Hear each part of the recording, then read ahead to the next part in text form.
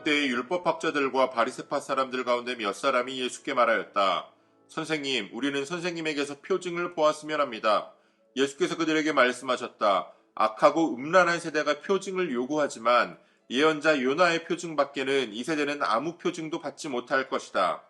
요나가 사흘낮과 사흘밤 동안을 큰 물고기 뱃속에 있었던 것 같이 인자도 사흘낮과 사흘밤 동안을 땅속에 있을 것이다. 심판때에 니느웨 사람들이 이 세대와 함께 일어나서 이 세대를 정죄할 것이다. 니느웨 사람들은 요나의 선포를 듣고 회개하였기 때문이다. 그러나 보아라, 요나보다 더 큰 이가 여기에 있다. 심판때에 남방 여왕이 이 세대와 함께 일어나서 이 세대를 정죄할 것이다. 그는 솔로몬의 지혜를 들으려고 땅 끝에서부터 찾아왔기 때문이다. 그러나 보아라, 솔로몬보다 더 큰 이가 여기에 있다. 악한 귀신이 어떤 사람에게서 나왔을 때에 그는 쉴 곳을 찾느라고 물 없는 곳을 헤맸으나 찾지 못하였다. 그래서 그는 말하기를 내가 나온 집으로 되돌아가겠다 하고 돌아와서 보니 그 집은 비어있고 말끔히 치워져서 잘 정돈되어 있었다. 그래서 그는 가서 자기보다 더 악한 딴 귀신 7을 데리고 와서 그 집에 들어가 거기에 자리를 잡고 살았다. 그래서 그 사람의 나중 형편이 처음보다 더 비참하게 되었다. 이 악한 세대도 그렇게 될 것이다. 예수께서 아직도 무리에게 말씀하고 계실 때에 예수의 어머니와 형제들이 예수와 말을 하겠다고 바깥에 서 있었다. 어떤 사람이 예수께 와서 말하였다. 보십시오, 선생님의 어머니와 형제들이 선생님과 말을 하겠다고 바깥에 서 있습니다. 그 말을 전해준 사람에게 예수께서 말씀하셨다. 누가 나의 어머니이며 누가 나의 형제들이냐? 그리고 손을 내밀어 제자들을 가리키고서 말씀하셨다. 보아라, 나의 어머니와 나의 형제들이다. 하늘에 계신 내 아버지의 뜻을 따라 사는 사람이 곧 내 형제요, 자매요, 어머니이다. 아멘. 2월 21일 화요일 오늘의 매일 성경 본문 말씀은 마태복음 12장 38절로 50절까지의 말씀입니다. 바리새인들이 예수님께 표징을 보여달라, 기적을 보여달라라고 요청합니다. 겉으로 보면 바리새인들은 우리가 예수님을 믿을 수 있도록, 우리가 당신이 메시아임을 믿을 수 있도록 그 증거가 될 만한 기적을 보여달라라고 요청하는 것 같습니다. 그러나 실상을 따지고 보면 그렇지 않다라는 것을 알 수 있습니다. 왜냐하면 예수님께서는 이미 그들에게 충분한 기적을 보여주셨기 때문입니다. 이사야서에서 이미 예언되었던 메시아의 사역들이 예수님을 통해서 이미 이루어졌습니다. 눈먼 자가 눈을 뜨게 되었고, 듣지 못하는 자가 듣게 되었고, 말하지 못하는 자가 노래하게 되었습니다. 귀신에게 묶였던 자가 자유롭게 해방을 누렸습니다. 이미 예수님은 성경에 예언된 대로 하나님께서 예언하신 그 모든 말씀들을 성취하시면서 그렇게 많은 기적들을 보여주셨는데, 이미 그 말씀들을 너무나도 잘 알고 있을 바리새인과 서기관들은 그러한 것들을 다 무시하고 또 다른 기적을 보여달라, 또 다른 기적을 보여달라, 이렇게 예수님께 요청하고 있는 겁니다. 그래서 예수님께서 궁극적으로 행하실 기적, 십자가 달려 죽으시고 다시금 부활하시는 그 기적을 요나의 표적에 비유해서 말씀하십니다.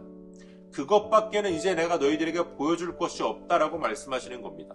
그러면서 동시에 예수님은 그렇게 예수님을 믿지 못하는 바리새인들과 서기관들을 책망하시는데요. 니느웨 사람들의 회개와 또 솔로몬을 찾아왔던 남방 여왕의 이야기를 들어서 그들을 책망하십니다. 니느웨 사람들은 단지 이스라엘과 관계가 좋지 않았을 뿐만 아니라 그들의 삶은 굉장히 악했다라고 성경은 이야기합니다. 그러나 그렇게 악한 삶을 살아가던 그들도 요나의 선포 앞에 심판의 말씀이 선포될 때 그것을 듣고 즉시 회개했습니다. 또 역시 이방인이었던 남방 여인도 솔로몬의 이야기를 듣고 솔로몬의 지혜를 찾아 굉장히 먼 길을 떠나서 솔로몬을 만나러 옵니다.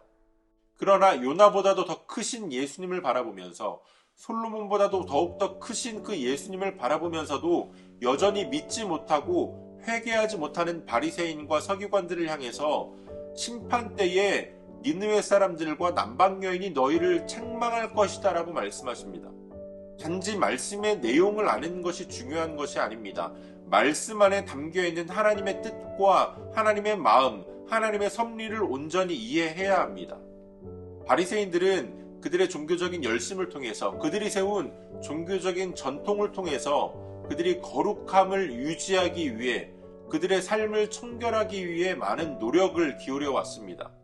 그러나 그것이 단지 종교적인 형식에 지나지 않는 그저 겉으로 보이는 모습을 그럴싸하게 만들기 위한 마치 회칠한 무덤과 같은 모습이 된 그들의 모습을 다시 한번 책망하시는데요. 예수님께서는 그러한 바리새인과 서기관들의 모습을 귀신이 떠났다가 갈 곳이 없어서 다시 돌아온 어떤 사람의 모습에 비유하여 말씀하십니다. 귀신이 떠난 후에 그가 자신을 정결하게 했습니다. 그러나 그 안을 선한 것으로 채우지 않았습니다. 그 안에 아무것도 채우지 않았습니다. 잘 정돈은 되어 있었지만 깨끗했지만 그 안이 텅 비어 있었다라는 겁니다.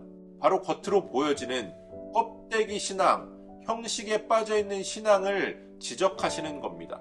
그곳이 그렇게 깨끗해진 것을 본 귀신은 자기만 거기에 거하는 것이 아니라 다른 귀신 7을 더 데려와서 그곳에서 함께 자리를 잡는다라고 말씀하십니다. 그것이 바로 바리새인과 서기관들의 모습과 같다라는 겁니다.